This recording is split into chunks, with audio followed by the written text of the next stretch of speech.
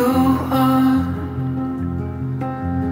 I'll be there to put one foot in front of the other.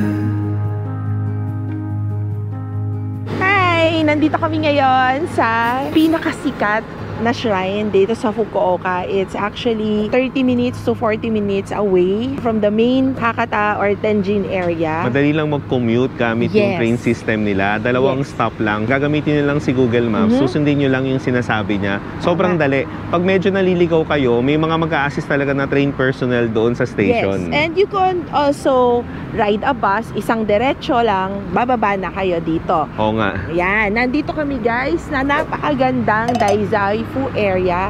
It's actually a shrine dedicated para sa learning, arts, and culture. Kaya nga himasin ko mamaya yung meron dong hinihimas para tumalino ka daw eh. Diba? Parang katulad nung nag-reclining Buddha. Maraming pwedeng explore dito. Explore natin yung temple nila. Kakain tayo ng sikat nilang mochi kasi very significant yun sa kanilang culture. Yes. Tikman natin yun guys. Aside from that, we will explore more of the history and the culture and bakit ba may ganitong shrine? Bakit ba ang daming mga tao dito? Mostly mga nag-aaral. Tapos meron ditong maganda na Zen Garden. Bibisitahin din natin yun. Kasi hindi pa kami nakakita ni Den ng Zen Garden. Kaya nga. Diba? Hindi pa tayo nakakita ever. Yun guys, kanina medyo maaraw. We are praying for a very, very bright day sana today. Sana pagbigyan kami. Talaga. Kaya nga. But, you know, we're here. Manage all your expectations. Ang mahalaga, mag-enjoy. Samahan niyo kami.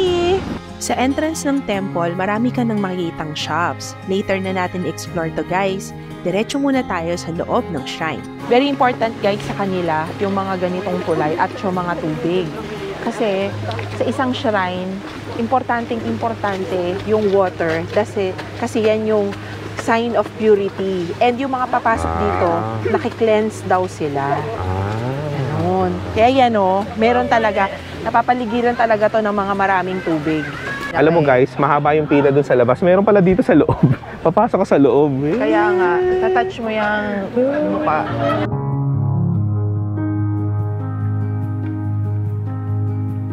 Ito guys, nandito na tayo sa loob mismo nung shrine. Maraw na, swerte. Mapapansin ninyo, maraming mga areas na may mga barrier, ganyan.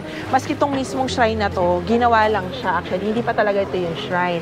Pero you cannot go inside anymore kasi since last year, it has been an ongoing major renovation.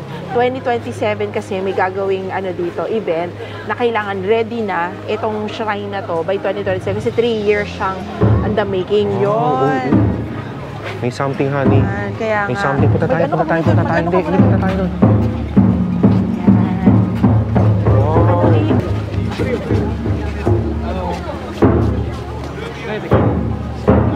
So yun guys, ito, temporary area nila yan for praying. Very important sa culture ng Japanese yung mga shrine. Dapat nagdadasal sila and nagpapasalamat kung ano yung ibibigay sa kanila ng nature. Kaya di ba nagtataka kayo sa Japan, very popular lahat yung mga shrine nila, almost to everything. Fishing, basketball, di ba? Maalala nyo nung sa Osaka, merong ganun, may shrine for basketball, for fertility, for sports, mga ganyan, for money, for luck, for the family.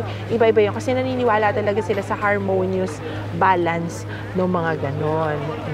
Nice. Yeah, tignan nyo dito sa area na to. Kung hindi kayo makakapagsabit nung parang mga paper ng mga prayer, pwede kayong mag-purchase dito nung ganyan, isasabit ninyo. Alam mo, kanina ginawa natin yan dati. Wood block, nung nasa Osaka tayo nun. Sa likod niyan, pwede kayong mag-send ng mga intentions ninyo for prayer, tapos isasabit nyo dyan. Pwede ba natin gawin yan? Pwede naman natin. Sige, gawin natin. Sige. Para masabit yung wood prayer tablet, bibili lang kayo sa gilid ng mga wood prayer.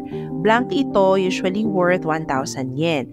And then dito sa may likod, merong tablet at saka pen. Dito kayo pwedeng magsulat and then ihahang nyo na lang doon sa may labas. Amulets are very popular here sa shrine since it brings luck and good fortune. Iba-iba yung donation rate. Merong 1,000 yen to 1,500 yen. It comes with different forms and colors.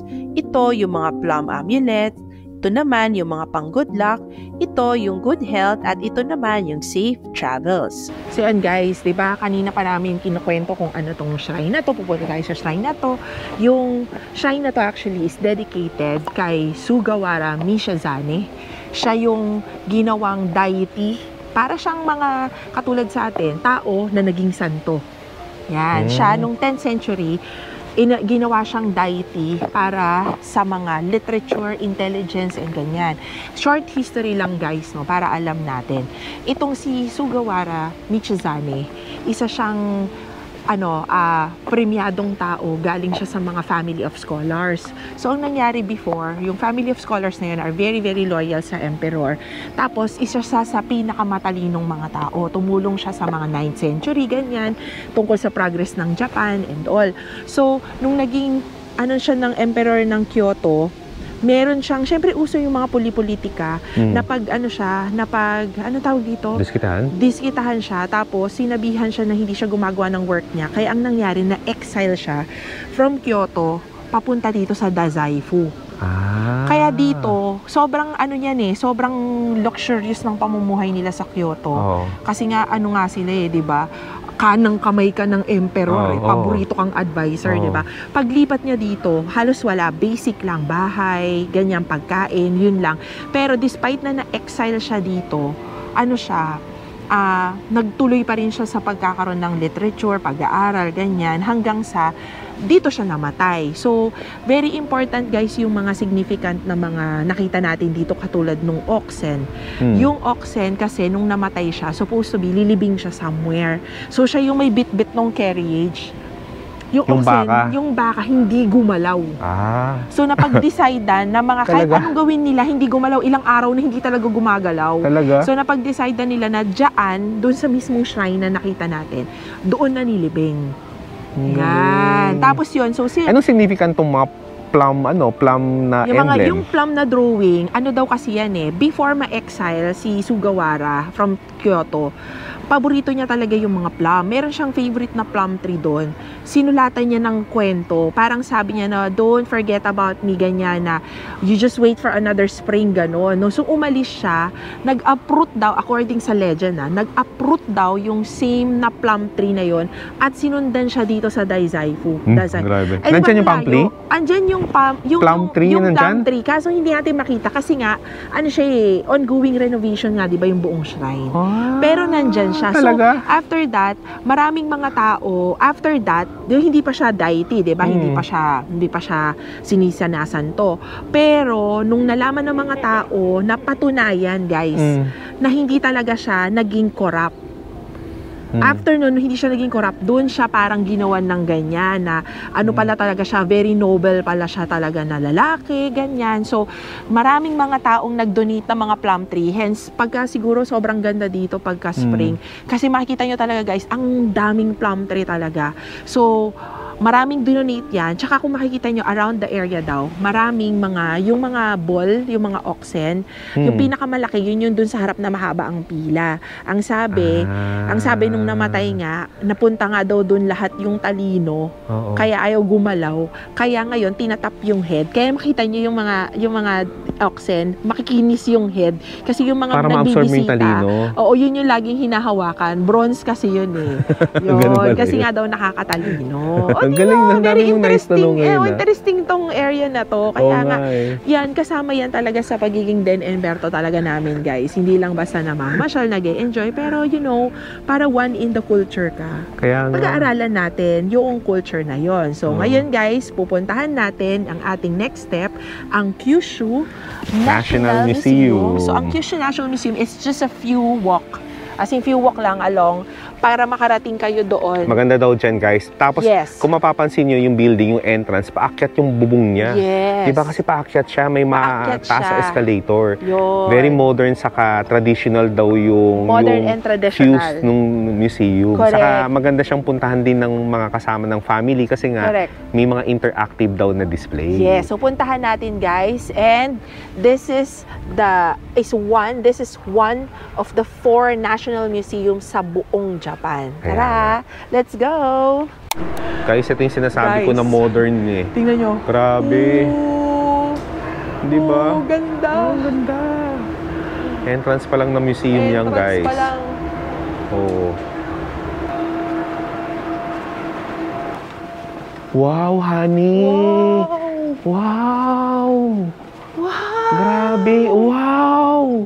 Ang ganda. Guys, ang ganda ng experience namin doon sa loob ng museum. Okay. Bawal nga lang mag-video, kaya ikikwento na lang pero namin. Pero picture pwede. Pero Picture may mga, pwede, yeah. ano doon, stante doon na hindi ka rin pwedeng mag-picture. Oo. Para walang flash. Ganyan. Oo. Meron doon, pagpasok mo sa entrance, pwede kang humiram nung guide nila na digital. iPod siya eh. iPod. Tapos may for English, may Korean, may Chinese. Susot mo siya sa tenga mo, tapos scan mo yung iPod, merong mga QR code doon. code. Para ikwento kung ano yung mga naka-display doon. Papasok, o kunyari, pagpasok mo sa isang room, may QR code doon, tatapat mong ganyan, tapos nagsasalita na habang umiikot ka doon. Mas nakaka-appreciate talaga yung mga display sa museum kasi nga merong nagnanarrate eh. Oo, diba? So naiintindihan. Magandang experience yun, guys, kasi from ancient time, kung paano sila nag-aayos ng mga gamit nila, paano nagpe-prepare, paano yung mga Buddha, gano'n. Ang ganda, na-explain talaga ni lahat. Etong museum dito, guys, nakafocus siya sa interaction or exchange ng mga ibang culture sa Japan. Yes, kasi kaya, diba ang Japan island siya na maraming point of entry. So from China, from Korea, from Asia Pacific, ganun. Pinakita doon yung mga ancient porcelain. At ang porcelain pala, guys, sumikat yan na collectible sa Europe. Oo. Kaya ngayon, yung porcelain, yung mga mayayaman, kinokolekta nila, tapos dinidisplay nila doon sa kanilang display area. Tea-room ba? Tea-room yun. Tapos kasi habang nagtsatsaa yung mga bisita nila, nilalabas nila doon yung mga mahal nilang mga pang-timpla, mahal nilang mga porcelain na tea, tapos mga naka-display din. Kaya makikita nyo, pagka hindi pa kami nakakabisita ni Den ng Europe eh. Pero sabi doon sa guide, pagka bumisita ka daw sa Europe, yung mga lumang mga bahay doon, mga castle, nandun daw nakadisplay yung mga porcelain. Correct. Na galing dito sa Asia. At saka, merong nakita si Berto na gustong-gusto. Sobra. Kasi nga, di ba guys, dito sa Japanese culture, tayo mga Filipino, na-expose tayo sa mga anime, sa mga movie, di ba lagi incorporated yung katana? Oo. Di ba? Grabe. Nakakita ako ng authentic na katana talaga. Yes. Nung nakita ko yung authentic katana, kinikilabutan pa ako kasi authentic katana yan eh, di ba? From something like grabe. super tagal na, 1,000 years Tapos na siya. ina-explain doon kung sino yung gumawa na katana master. Nakalimutan ko na yung tawag sa kanila eh, pero grabing craftsmanship. Kasi doon sa katana, makikita doon na yung blade niya, may mga alon eh. Yung blade na yun kasi yung tupi-tupi nung bakal eh. Tupi-tupi, tapos magpo-form na siya nung alon eh. Hindi ko ma-explain kung anong specific na significance ng alon eh, pero doon makikita, grabe, nakakakilabot. Kaya nga. Sobrang 9th century, 13th century na katana, pero mukha pa rin siyang matalim. Yeah, galing, no? very good to experience namin dito. Kasi hindi naman siya matagal eh. Kaya mong ma-experience tong ng mga 1.5 hours. Yeah, pwede yun. Ayun, punta na tayo guys dun sa Zen Garden. Temple.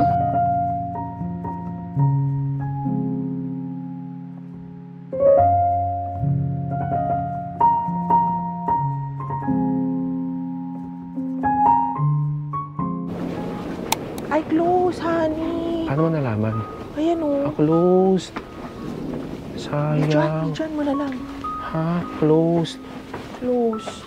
Itong Zen Garden ay under construction din katulad ng shrine.